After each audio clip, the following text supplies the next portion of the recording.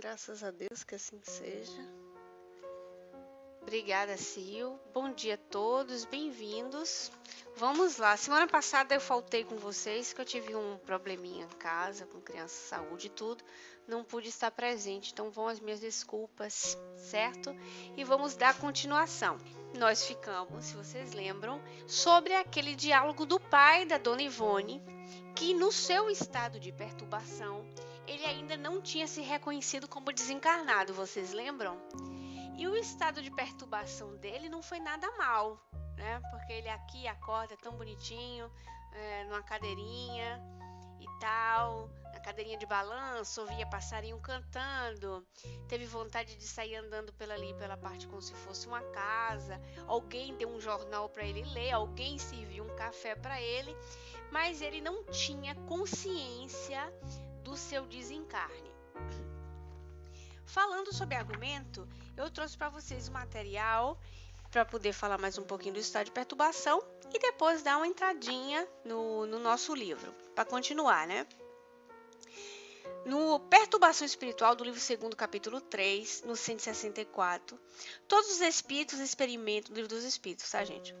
Todos os espíritos experimentam do mesmo grau e pelo mesmo tempo a perturbação que se segue à separação da alma e do corpo?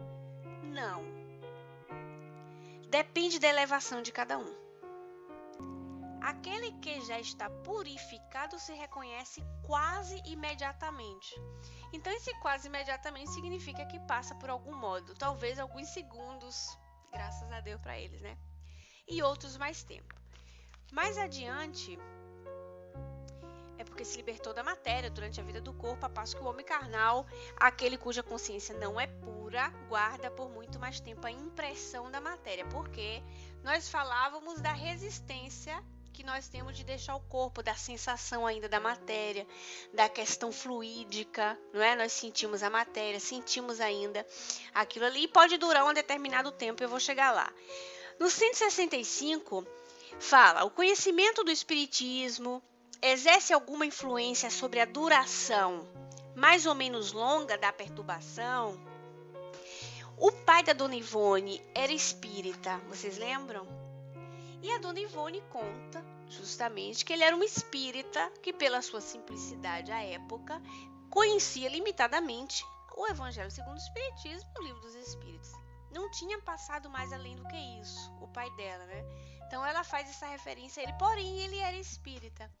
Nesse seu ser espírita, se vocês continuarem lendo, nós vamos continuar estudando aqui o Devassando o Invisível, nós vamos continuar estudando mais para lá o Recordações da Mediunidade, nós vamos observar que a Dona Ivone, quando reencarnou, não é, nesse período do Brasil, ela reencarnou numa família humilde e de um senhor que era o pai dela, um senhor honesto, muito trabalhador. Ele vendia coisas, ele tinha esse tipo de mercearia, esse senhor, e ele fechava sempre as mercearias porque ele falia sempre, coitado, porque o povo não pagava e ele não ia cobrar. Ele ficava sem graça. E tão bom que ele era, ele não tinha essa coragem, né? Porque muitas pessoas necessitadas. Ele também colocou a família dele num costume de fazer a caridade por rotina. Então ele era uma pessoa que recebia sempre pessoas na sua casa, abrigava mendigos na sua casa. Antigamente as casas eram casas enormes, né? Tinham muito espaço nas casas, tinha aqueles quartos no fundo. Eram as estruturas das casas ainda do início do século.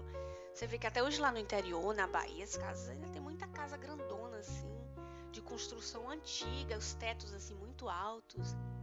E ele recebia as pessoas, tanto que a Dona Ivone cresce em um ambiente acostumada a lidar e a cuidar dos necessitados que o pai abrigava em casa, mais a mãe. Então ela ia levar a comidinha, cuidava de doente, dava na boca. Por sinal, recebiam pessoas, por exemplo, ex-escravas, eles cuidaram de 2 senhoras que tinham sido escravas, e ela e os irmãos. Então, ele era um senhor que, espírita, não é? Era um bom homem, apesar da sua simplicidade intelectual, como ela mesma diz.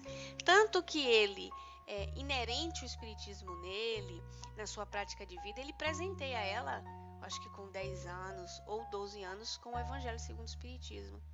Ele dá para a filha e a filha desde então, convivendo com o ambiente espírita, começa a estudar.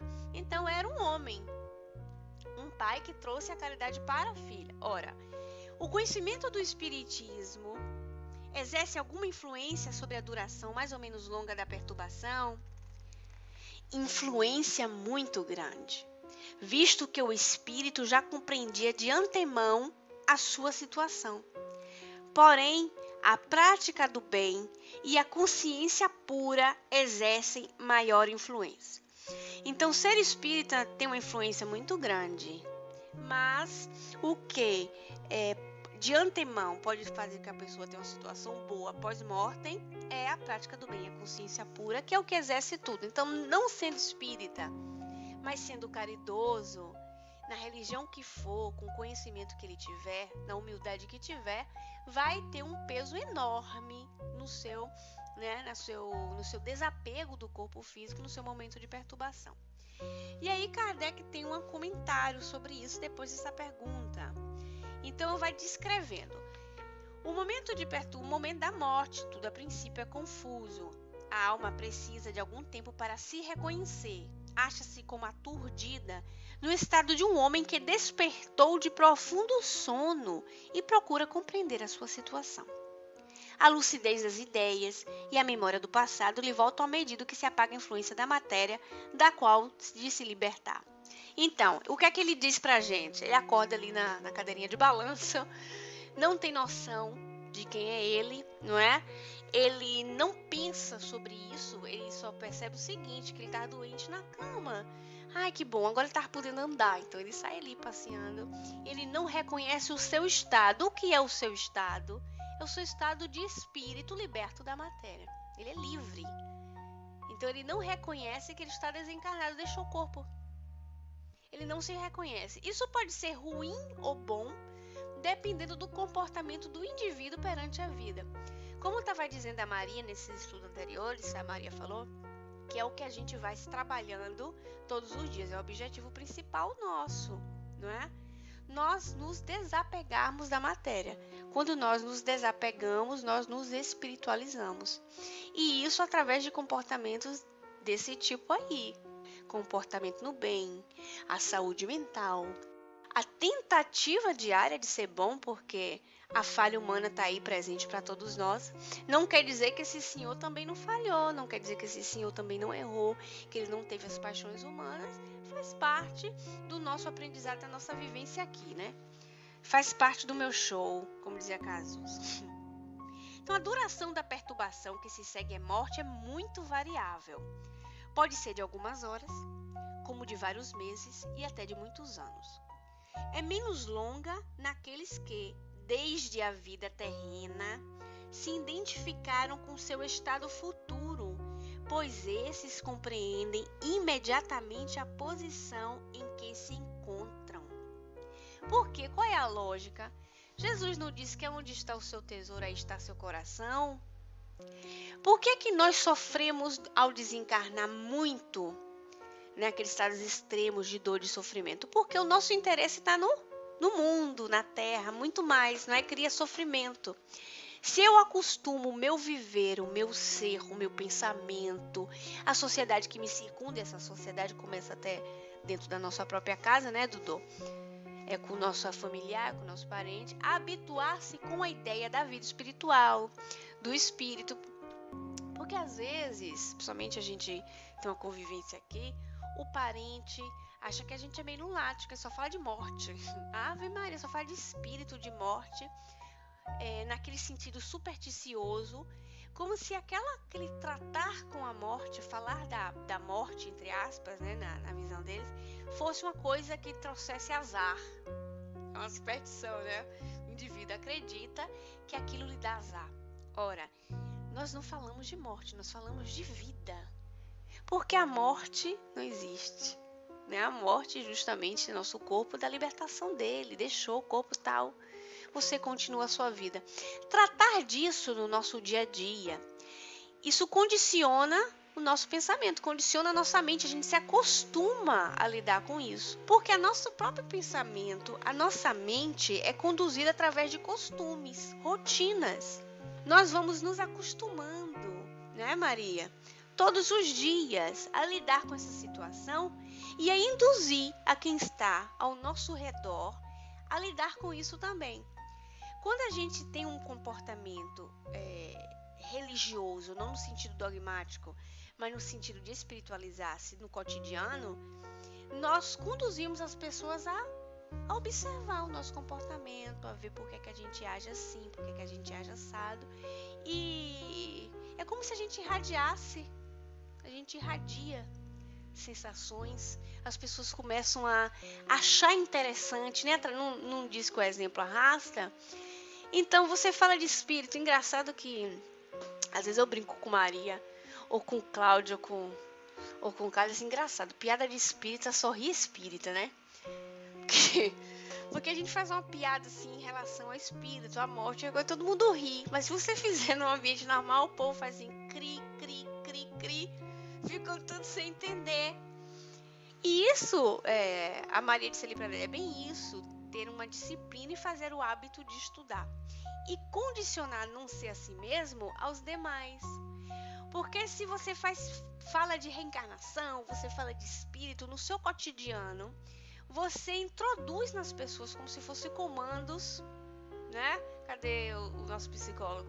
Como se fossem comandos que as pessoas vão absorvendo aquilo ali e começa a interessar-se, começa a encarar a coisa como naturalidade. Ela pode até não virar um espírita, ou uau, uma conversão espiritual, mas ela vai se acostumar com a linguagem. Ela vai entender isso desde sempre, quando a criança é pequena. O espírito tal, a vida do espírito, falar de reencarnação, é a notícia na televisão, que você fala que coisa engraçada, você puxa um colegamento com a reencarnação, um colegamento com causa e efeito, com a caridade, uma pessoa aconteceu uma tragédia, olha que coisa, né? Vamos orar por ela. E você fazer um colegamento sobre influências espirituais, por mais que nós passemos por lunáticos, de um jeito ou de outro nós estamos plantando aquela semente ali, né? André disse pra gente, Ju, tem um orador espírita, Deus é Samu, que faz umas palestras falando sobre tanatologia. Ela estudou sobre como lidar com as perdas, inclusive a morte. Ela atende nos hospitais com as pessoas que estão à beira da morte. Olha que legal, André, vou procurar por ela. Sempre bom, né? Mais coisa. Vai registrando, né, Diana? Vai gravando, com certeza. Vou passar para Maria um instantinho. Vai lá, Maria. Pois é, Maria. Mesmo com os adultos, vocês veem a predisposição da pessoa de querer aprender. E eu sempre digo isso para vocês. A predisposição, a vontade de vocês estarem aqui é um condicionamento, não é uma boa vontade. Engraçado é o seguinte, que todos os sentimentos que nós, né, emanamos com o pensamento, que nós induzimos no nosso corpo, criam um condicionamento. É incrível, vicia. Diz que o amor vicia, é verdade. Porque eles soltam as substâncias gostosinhas no nosso organismo que as nossas células se acostumam, né? Elas absorvem aquilo ali, isso para o bem e para o mal, né? Por isso que nós temos reflexos ruins e nós causamos problemas de saúde no nosso corpo, através de nós mesmos, nosso jeitinho de ser, sempre tem o dedinho da gente. É aí que é o difícil da aceitação, né, Maria? Por que que nós não aceitamos? Porque a gente quer empurrar para o outro. O outro é o culpado que eu estou assim. Eu tô com dor de cabeça porque fulano me chateou. Eu tô com dor de cabeça porque eu me chateei. Porque meu orgulho foi pisoteado, porque minha vaidade foi jogada no chão. E eu me senti mal, me chateei e agora eu tô com dor de cabeça. Sempre tem um dedinho nosso, não é, para esses sentimentos. Então, os sentimentos bons, a prática do bem, o condicionamento do bem vicia. Isso é bom, isso é positivo, né? Não vicia no sentido bom da coisa. Porque a gente entende muito a palavra vício como o oposto de virtude. Mas dentro da neurociência, por exemplo, o amor vicia, fica esquisito, né? Eu, imaginando assim numa tese, que o amor vicia, porque nas nossas carências a gente busca não dar o amor, mas receber o amor de outro o tempo todo, né? Nós buscamos os amores nesse receber, nessa vontade de receber, porque na verdade, quando a gente condicionar e a gente aceitar a realidade que o amor que eu tenho que receber, eu tenho que dar, mas aquele que eu tenho que receber, para o meu bem-estar o de Deus, eu acho que a gente chegou na perfeição. Né? Chegou na perfeição. O amor que condicionar vai ser o de Deus, chegou na perfeição. Até então nós vamos, né, nesse esforço, né, dona Edna, dando, recebendo. Mas vocês estão no caminho da boa vontade, vocês estão aqui. Vocês condicionaram em tantos anos dentro de vocês um costume, uma rotina de saúde, para um bem-estar. Alguns de vocês prestam mais atenção, outros não. Alguns de vocês se distraem, outros voltam mais rapidamente para o assunto. Faz parte também do aprendizado. A gente que está aqui estudando com vocês há tantos anos, já dá para lidar mais ou menos com o pensamento. Dá para a gente entender mais ou menos como é que tá rolando isso aí, né? A Maria disse pra gente, depois a gente despera com nossas criações, e fala, meu Deus, o que foi que eu criei? Mas esqueceu de regar com muito carinho, ternura, educação, educação, disciplina e falar de Deus. Lembra que às vezes eu brincava com vocês, dizia assim, gente, até a palavra do dia a dia tem uma potência assim tão grande. Os evangélicos têm uma conversa que é assim, eles dizem que palavras têm força. Eu já lidei com o evangélico na juventude, que o pessoal que trabalhar comigo diz assim, palavra tem força, e eles têm razão, realmente as palavras têm força, né? Você vê que sempre tem quem nos ensine coisas boas. Então, se você dá uma topada e você tem um costume de dar topada e xingar, você não está condicionando? Você não está emitindo palavras fortes? Não se fazem pesquisas hoje, psicólogos, neuropsiquiatras, com crianças, por exemplo, condicionamento das crianças, as palavras negativas. Quantos de nós hoje somos adultos do não saber dos nossos pais sobre esse tipo de argumento? Que botava a pessoa para baixo, você é um burro animal, ignorante. Que você não é capaz de nada, que eram tudo palavras que condicionavam a nós, porque isso mexe muito com a nossa autoestima, né? Isso mexe muito conosco e fazia com que nós não acreditássemos em nós. Então a gente, como não tinha maturidade ainda de rebater, hoje em dia não, eu sou filho de Deus, eu posso, eu consigo, eu vou conseguir, que nada, eu já estou conseguindo, que são... Hoje a neurociência já mete a cara nisso aí, já prova que isso é real. Que você dá o comando para sua mente e, na verdade, você é seu espírito, né? Que diz para todo aquele sistema complexo de como funcionar seu corpo, por exemplo. E até hoje rola isso, infelizmente. Então, nós falávamos da perturbação, né? Que até esse comportamento faz com que a nossa perturbação seja maior ou menor. Outra coisa interessante, como analogia, para que isso fique assim claro na gente, aquela sensação de acordar, que a gente fica assim meio tonto e não se reconhece. Então ele diz aqui pra gente, esse fenômeno é análogo ao que ocorre com alguns sonâmbulos inexperientes, que não creem dormir, mas eles, o sono, é sinônimo de suspensão das faculdades. Ora, como pensam livremente e veem, julgam que não dormem, julgam que não estão mortos, porque se veem com todas as suas faculdades. Isso eu estava falando com vocês, aquele momento do sono, que às vezes a gente volta para o corpo, ele chama de sonâmbulo lúcido, e você não consegue pegar a parte motória do corpo e quer abrir o olho não abre, quer falar e não consegue falar, mas você está percebendo tudo que está ocorrendo no seu quarto. Né? Então, aquele momento que seu corpo está em sono, está em torpor, porque as suas faculdades estão em torpor, né? Está ali dormindo ainda. Você se sente desencaixado. E aí, quando você volta, você às vezes não se reconhece. Tô aonde quando você dorme fora de casa? Acontece isso, né? Você não reconhece a cama, você volta meio atordoado. Seria mais ou menos isso. Eu tinha dito da outra vez para vocês uma determinada citação do codificador sobre a duração do tempo do momento de perturbação e eu não disse a referência para vocês. Como eu gosto que vocês consultem as referências para estudarem mesmo, não é? Para vocês terem base da própria codificação, para saber. Então eu tinha falado para vocês e essa citação, ela está no Livro dos Médiuns, que é a pergunta, que é o item, né? Vocês venham lá. 282, a pergunta 33, é um comentário assim bem pequenininho. Que aí ele fala assim, ó, que entretanto, é raro que ao fim de 8 dias o espírito já não tenha conhecimento do seu estado para poder responder. Isso no caso das evocações.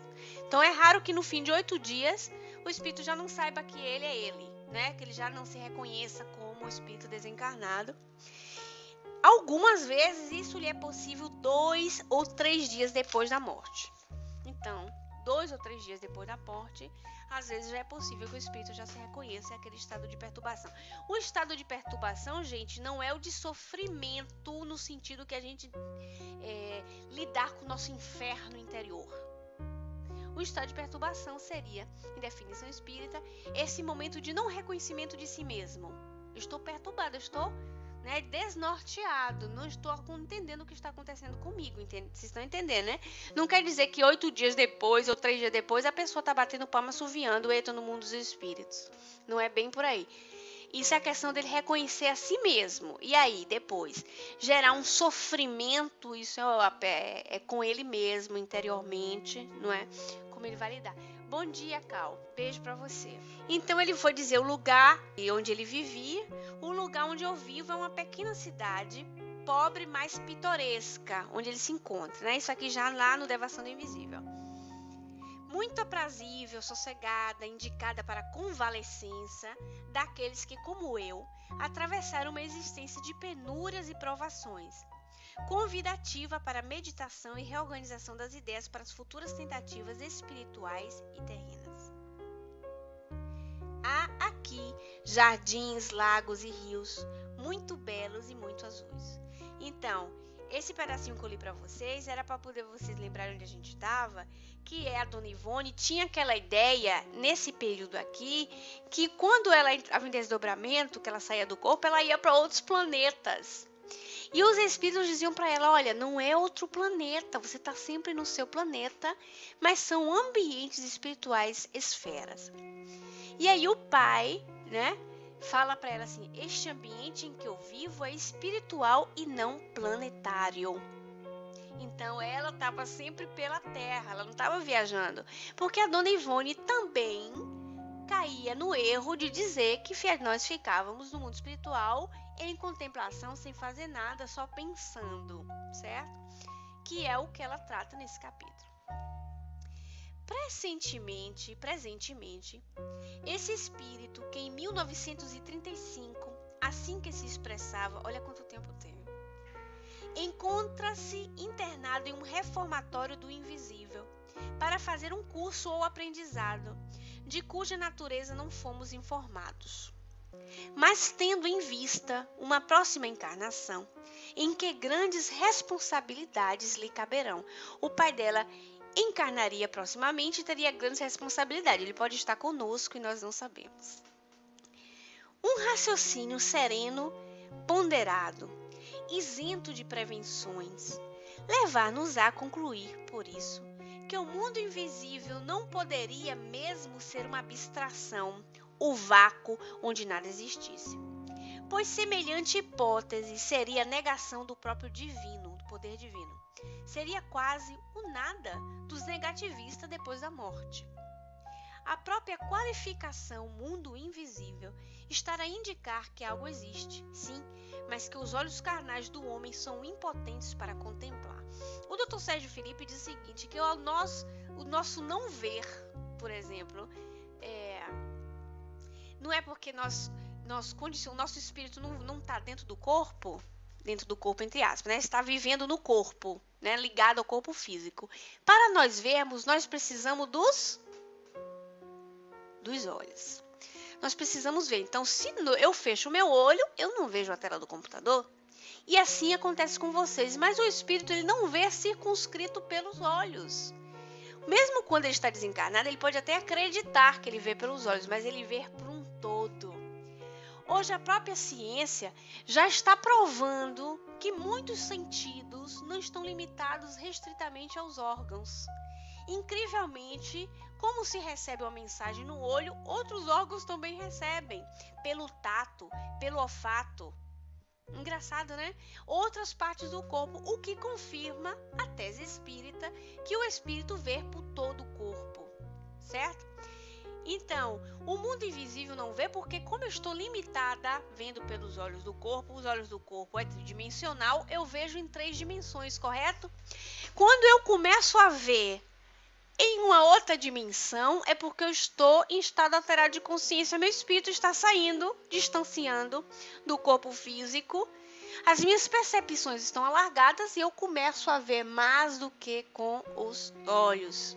E eu começo a ter percepções extracorpórea. Eu já não vejo mais limitada com o olho. Então, o mundo invisível, ela já quer dizer. Outra coisa que ela diz, seria como os negativistas. Porque já pensou, você desencarnar e ficar no nada? Não é melhor ficar encarnado? Olha que pensamento material. Mas não seria melhor ficar encarnado? Porque aí você vai lidar com o pessoal, vai conviver e tal. Seria meio esdrúxulo esse negócio. Você desencarnar e ficar no nada, flutuando no ar. Seria quase como os negativistas. É o que ela diz. De outro modo, declarando os espíritos esclarecidos, como sempre o fizeram, que a vida de além, túmulo, é intensíssima, real, que lá as entidades desencarnadas e até as encarnadas, com especialidade as almas aplicadas a um desejo de progresso mais rápido ou um ideal a favor da humanidade, fazem aprendizados, estudos variados, realizam tarefas e missões em torno de causas nobres e o bem do próximo, que existem regiões do espaço, ela coloca esferas, interditadas a entidades inferiores, pontos onde se aglomeram espíritos sábios e ainda outros que se reúnem, artistas, etc. Necessariamente estarão afirmando em essência que na vida espiritual existirá tudo o que necessitaremos para a realização dos mesmos aprendizados, estudos, tarefas e missões. E se tudo isso existe, por que não existirão as demais realidades que vêm sendo reveladas desde sempre? Ao demais, todos os espíritos que se referem à vida do além asseveram não encontrar palavras bastante expressivas para descreverem não só a intensidade, como a harmonia e a beleza do mundo espiritual. Suas palavras, as descrições que fazem desses locais ou criações do invisível e que dão a ver aos médiuns, estes só poderão transmitir empalidecidamente pelo constrangimento da palavra humana, tão pobre e imperfeita que até mesmo as regiões mais simples do plano astral não são descritas a contento. Ora, que significa? Que a nossa linguagem ela é pobre. Não podemos exprimir a beleza do mundo espiritual, não é? Porque falta linguagem, até situações mais simples. Então, o próprio médium, ele vai relatar aquilo que ele consegue perceber através do conteúdo que ele tem interno.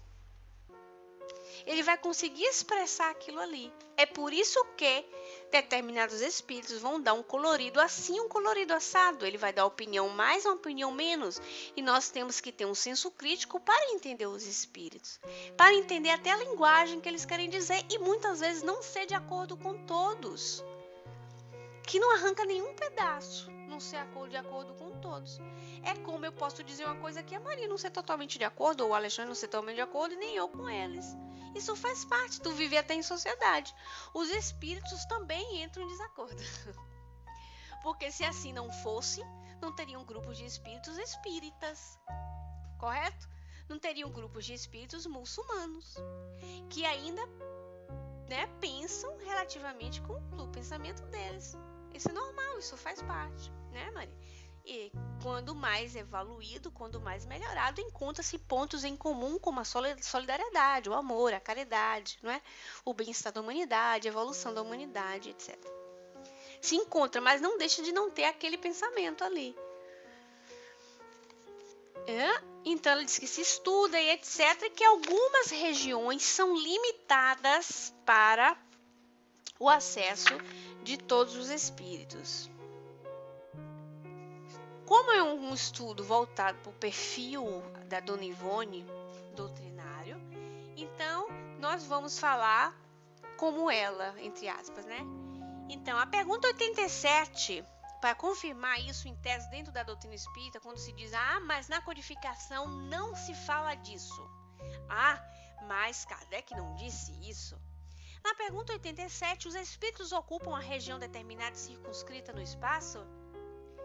Os espíritos estão por toda parte, povoam infinitamente os espaços infinitos, ou seja, não tem vazio. Aos que estão sem cessar ao vosso lado, observando-vos e atuando sobre vós, sem que o saibais, já que os espíritos são uma força da natureza e instrumento de Deus, e serve para a execução dos seus desígnios providenciais. E aqui vem o restinho da resposta fatal. Nem todos, porém, vão a toda parte, pois há regiões interditas aos menos adiantados. Então, existem regiões em qual os espíritos não podem frequentar. E ainda vai ter mais no resto da codificação, citações tipo, não podem ir, porque podem causar tumulto, podem causar distúrbio, não é? Eles ficam, por que é que eles fazem isso? Porque eles sentem inveja, porque não podem estar. Tem várias citações dentro do próprio Livro dos Espíritos, o primeiro, fora os demais, confirmando que o mundo espiritual, sendo um pálido, ou o mundo da terreno, sendo um pálido reflexo do mundo espiritual, ele simplesmente é real. O Dudu colocou para nós. Ju, eu fico às vezes devagando sobre a pureza do perispírito. Vejo com os olhos do corpo a natureza, as pessoas, tudo, e penso que está tudo claro. Quando em desdobramento em colônias que visito, vejo tudo muito mais iluminado, brilhante, cores fortes, pessoas vivas, espíritos de verdade. E daí vejo que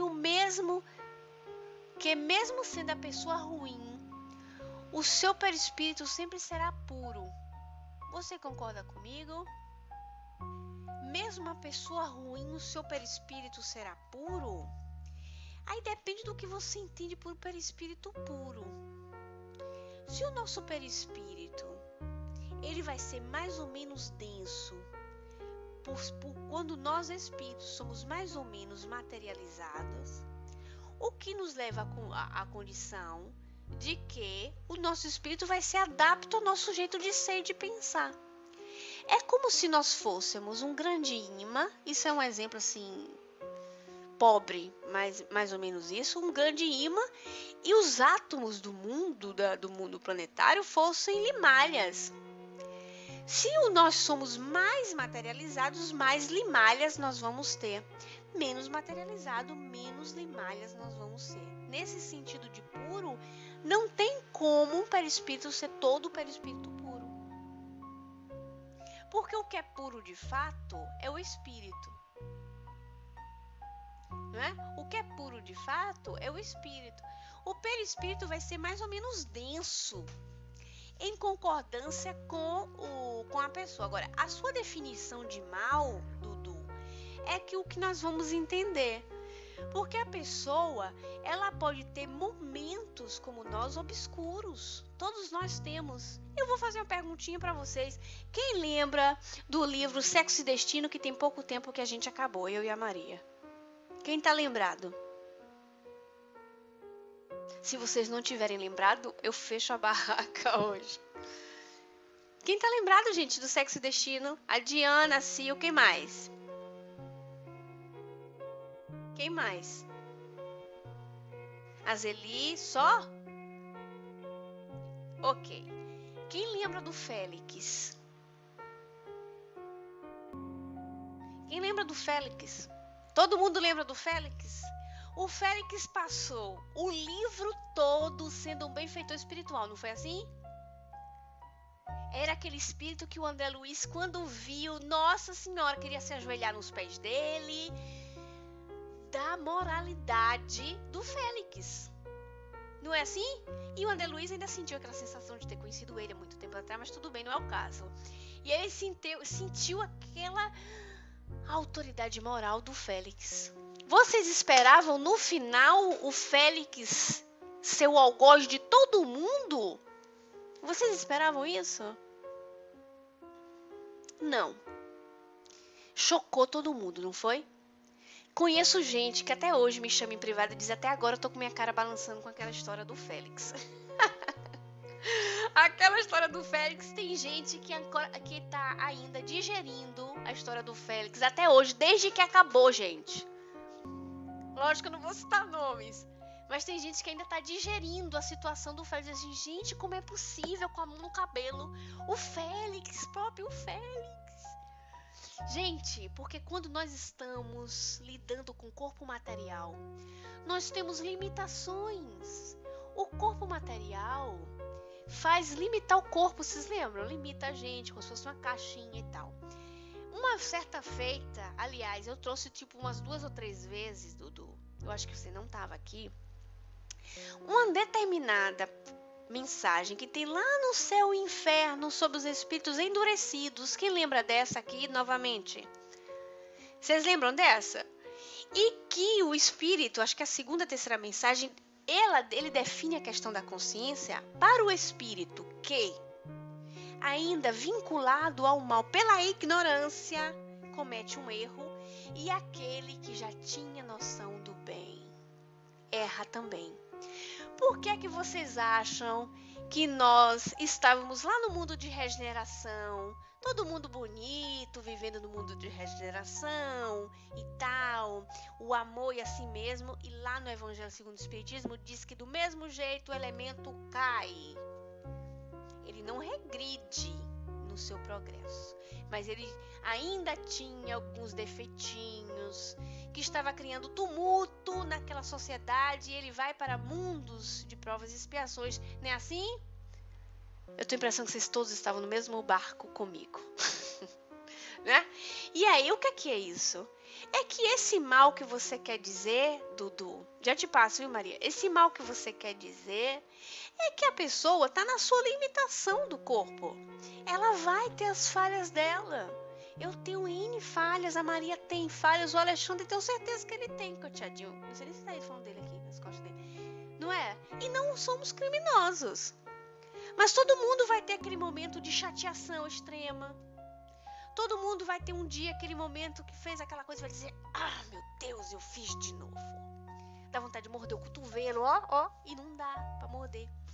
São coisas que, para tirar dentro de nós, precisam uma educação e uma reeducação contínua, o tempo todo. É um exercício. Então, Dudu, quando você morde o joelho, Dudu? Tudo bem. Quando nós estamos no mundo espiritual, nós estamos libertos do fardo físico, tudo fica melhor. Vocês lembram que nós estudamos na codificação o tempo todo, quando a gente está lá, livre da matéria, liberto e tal, tudo é melhorzinho? A nossa visão não se amplia? E aquilo que faz com que você brigue com o seu vizinho, com a sua sogra, não é? Que você se indisponha com as pessoas lá do outro ladinho, fora do corpo físico, você fala: como eu era besta, eu não acredito que eu briguei por isso. Entendeu? Então, mas isso não significa que o perispírito do indivíduo é puro. O perispírito está depurando-se. E aí, o Félix, ele conseguiu fazer o percurso dele. Porque nós tivemos notícia do Félix encarnado até, eu acho que, se não me engano, né, Maria, 33 anos. Nós não temos o mínimo de noção se o Félix viveu até 90 anos, por exemplo.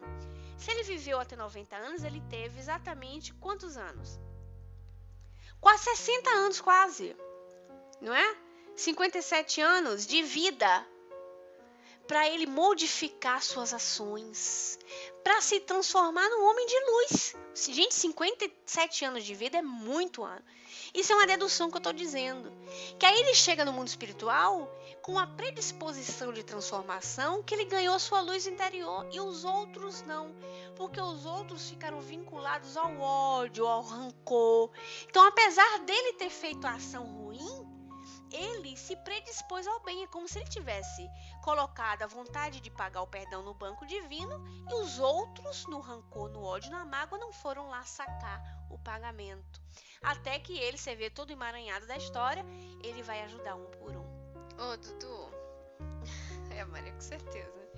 Tem uma analogia muito interessante para isso. Você sabe o que é? Você imaginar que não quer dizer que o indivíduo não tem luz. Isso na sua evolução. Quando você pega um diamante cru, ele não é diamante. Ele não tem o brilho do diamante. Ele não tem o brilho do diamante, mas ele não deixa de não ser um diamante.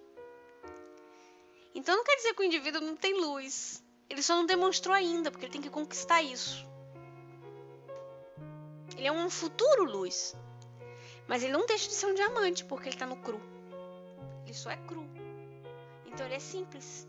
Simples, não é? E ele vai ganhando experiência através porque é ignorante.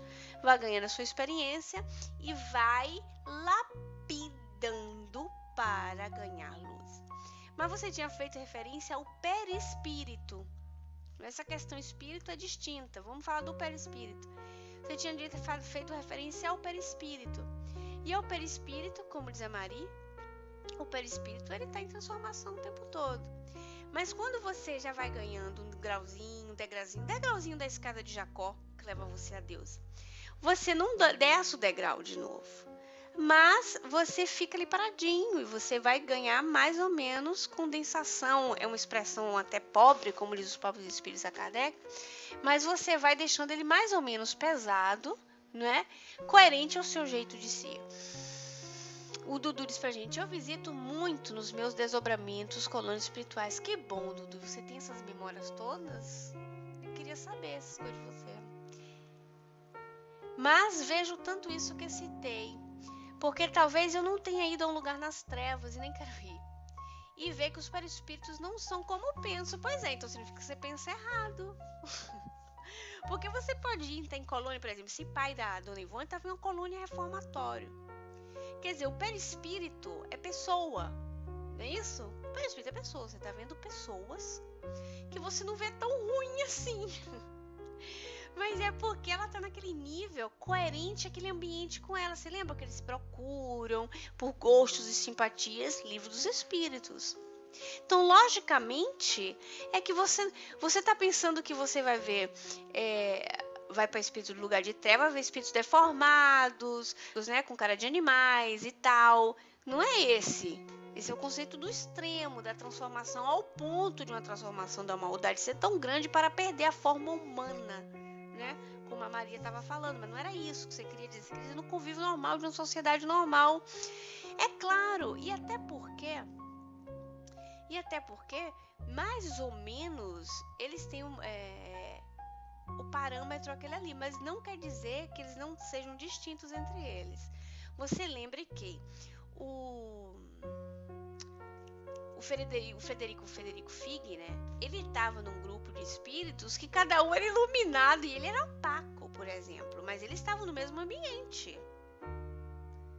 Mas ele estava no mesmo ambiente, não estava?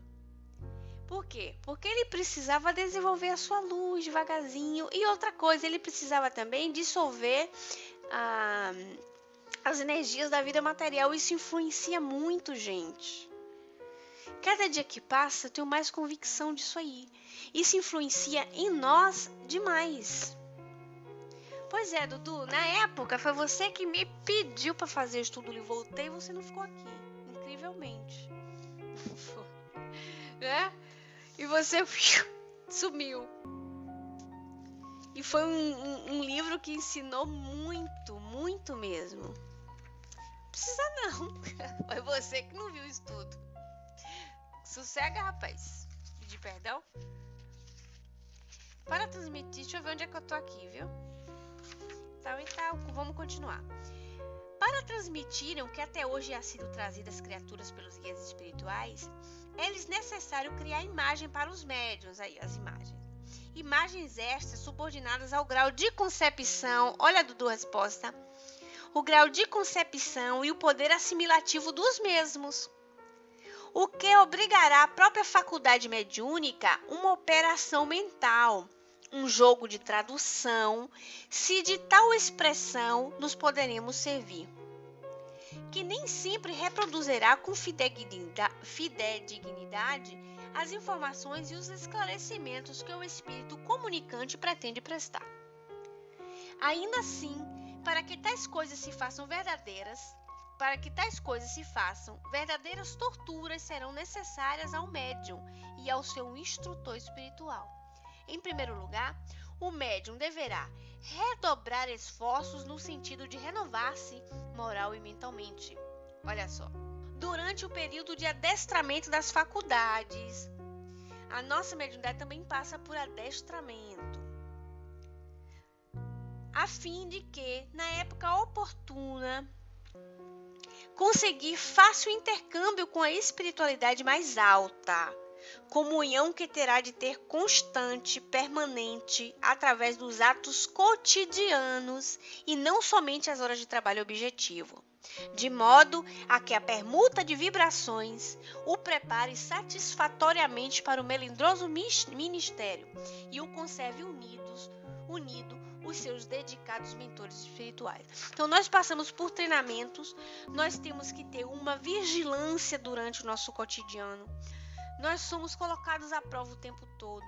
Nós falamos, por exemplo, que ser espírita não é ser espírita no dia da palestra, no dia da hora do estudo ou mesmo na hora do trabalho mediúnico. É um trabalho contínuo, nós somos chamados o tempo todo para esse tipo de vigilância. Como diz ali o Dudu, o espiritismo deu um toque na gente que certos pensamentos, certos sentimentos, nós não temos mais o direito de cultivar. Porque nesse sentido aí a gente perdeu o direito.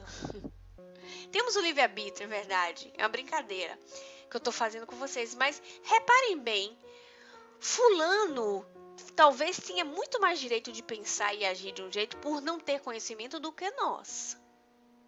Que nós vamos ser dobradamente mais cobrados do que fulano. Não é? Fulano. Então, nós temos que ter uma vigilância o tempo inteiro. Nós vamos ser testados o tempo todo. Ai, gente, vamos mesmo. Parece que, não diz assim que quanto mais a gente reza, mais assombração aparece? Eu digo para vocês que é de fato. Quanto mais a gente reza, você está em oração, aí você está em comunhão com os espíritos, tendo boas intuições, aí aparece cada elemento, cada situação, você fala, não é possível uma coisa dessa. Ser espírita é difícil, da quando que eu sou espírita? Parece que eu tenho mais problemas. Mas não é não. É que nós, quando estudamos na escola, quando íamos à escola, não é? Nós não tínhamos que fazer a prova no final? Teste, prova, arguição. A vida é feita de prova, teste e arguição. E você é o tempo todo testado. Às vezes você tira 3, às vezes você tira 5, às vezes você tira até 8, 10, quem sabe. E não em todas. E isso é um fato real da convivência diária. É prova, prova, prova, prova. O nome já diz, né, Maria? Prova. Prova. Expiação, quando você estiver sendo uma coisa bem problemática, você fala, expiação. Mas você está sendo provado o tempo todo. Faz parte do nosso aprendizado mesmo. Então, nós vamos sendo preparados para depois estar em comunhão com os espíritos melhores, com os espíritos superiores. Por quê? Nós não vamos ser treinados na nossa mediunidade com espíritos superiores de logo. Isso é incrível. Muitas vezes a gente fica chateado com isso, mas isso é normal. Olhe bem, se você pegar uma criança agora, você vai botar um professor de universidade para ensinar ela ou você vai botar uma criança de escola primária a aprender a ler? Uma professora de escola primária para aprender a ler? O que vocês acham?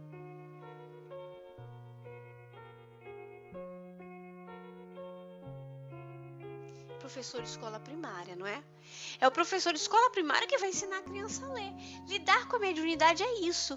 Então não é que ter mensagem simples, ouvir espírito simples, isso seja, meu Deus, que horror, sou espírito ruim. Você já quer se comunicar imediatamente com o Dr. Bezerra de Menezes? Não é bem por aí. Até porque você tem que criar uma afinidade na sua percepção mediúnica, como você vai aprender as primeiras letras. Então, por que maldizer os espíritos simples? Pelo amor de Deus, eles são nossos amigos, são nossos educadores e são nossos benfeitores, até mesmo aqueles que nos perseguem. Então, quando nós vemos grupos espíritas que estão começando e tal, espíritos A, B e C, não imaginem que são espíritos superiores de imediato. Espíritos superiores, gente, nós falamos na escala espírita da pergunta 100 em diante. Vão dar uma olhadinha. Espírito de segunda ordem, segunda classe de segunda ordem são espíritos superiores. Certo? E espíritos bons também, pelo amor de Deus. Que já vai lá descendo. Né? Vai lá descendo. Mas, e faz parte do nosso crescimento. Então a dona Ivone vai dizendo isso. Nós temos que ter essa vigilância. Nós somos testados na hora do estudo mediúnico, no treino mediúnico, na hora que nós estamos com a panela na cozinha, que a gente dá uma topada, dá uma cotovelada e dá uma dor do caramba. Na hora que o marido chega dizendo que a comida está sem sal. Na hora que a esposa diz que você não dá atenção para ela, que você não é tão gatinho assim como antes. São várias situações do cotidiano, do patrão que diz que você é incompetente, mesmo você sendo competente. Então, são várias situações da vida que nós somos testados e provados. Aí vocês vão dizer assim, poxa, então a espiritualidade fica induzindo essa galera aí para fazer conosco isso? Talvez não. Os espíritos bons e os espíritos ignorantes não fazem tudo com permissão de Deus? Não é tudo certinho? Não faz tudo com permissão de Deus? Então, tá tudo certo. Às vezes tá testando você mesmo. Se ele tá fazendo ali, é porque Deus está permitindo. Agora, ele não tem missão de fazer o mal, olhem bem. Ele faz por conta própria. Mas não deixa de ser instrumento de aprendizado, tá certo? Acho que estou sendo clara nisso aí com vocês. O Dudu diz pra nós: eu ando num estresse tão grande que quando estou na mesa mediúnica, as pessoas só vem punk, peraí que subiu. E mesmo assim, tenho aprendido mais com elas e mensagens que chegam para nós. Ah, pois é, né, Dudu? Ele completa ali pra gente. Estudar e aprender, aprender. Nunca acaba, nunca, Dudu. Nunca. Porque estamos sempre aprendendo, sempre. E essas mensagens punk são as que nos ensinam também, ué. O codificador, ele é claríssimo. Os espíritos inferiores também nos ensinam. O espírito batedor ensina você? Ensina. O espírito de terceira ordem ensina pra você? Claro! Porque o espírito, ele é um observador.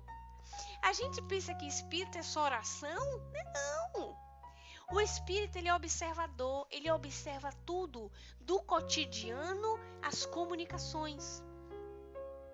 E quando dizia João, lá no Evangelho, né, que ele diz, testai os espíritos para saber se os espíritos são de Deus. Não é assim? É porque nós precisamos lidar com eles para poder distinguir, né não? Como é que eu vou saber se o espírito é de Deus se eu não vou lidar com ele para saber se ele é de Deus? Como é que eu vou saber que uma conta deu aquele resultado se eu não fizer a conta? Eu não vou aprender. É assim ou não é? Então funciona mais ou menos assim. Por que eu vou contar minha experiência para vocês? Por quê? Não tem como você saber viver em sociedade, se as pessoas são boas ou ruins, ou ajudá-las se você não tem uma convivência social para com eles. E isso no geral da nossa sociedade, tá certo? Vamos dar uma pausa aqui no nosso... Vamos agradecer a Deus esse encontro amigo, porque através dessa convivência de amizade, nós aprendemos, nós estudamos juntos, nós estamos juntos. Então, obrigado, Jesus. Obrigado a Deus de primeira, por dar-nos o dom da vida, uma vida contínua. Mas o dom, a possibilidade de ter acordado novamente no corpo, para poder trabalhar, para poder ter tempo de nos melhorar. Estamos aqui novamente. Muito obrigada. A Jesus, pelo seu evangelho, pela sua doçura nazarena, de nos ter doado o seu tempo precioso encarnando sobre a terra, limitando-se ao corpo físico, só com o único intuito de nos educar, de nos ensinar ao nosso objetivo maior, que é o amor. Muito obrigada, Jesus. Muito obrigada aos espíritos amigos, pacientes, tolerantes para conosco, todos eles, aqueles que muitas vezes se indispõem conosco, também o nosso muito obrigado. Ah, meu irmão, como é difícil estar no corpo físico e você sabe disso. Convido a ti e a tantos outros a fazerem parte do nosso círculo de amizade, se um dia você der a honra para nós. Aos espíritos amigos, também pacientes, os conselheiros, espíritos parentes e ao nosso espírito protetor, anjo escolhido por Deus para tomar conta de nós. Muito obrigado, meu irmão. Muito obrigada a cada um de vocês. Que a luz do Cristo invada os seus corações, os vossos lares, nos deixando cada vez mais com vontade de sermos melhores, hoje e sempre, graças a Deus. Que assim seja.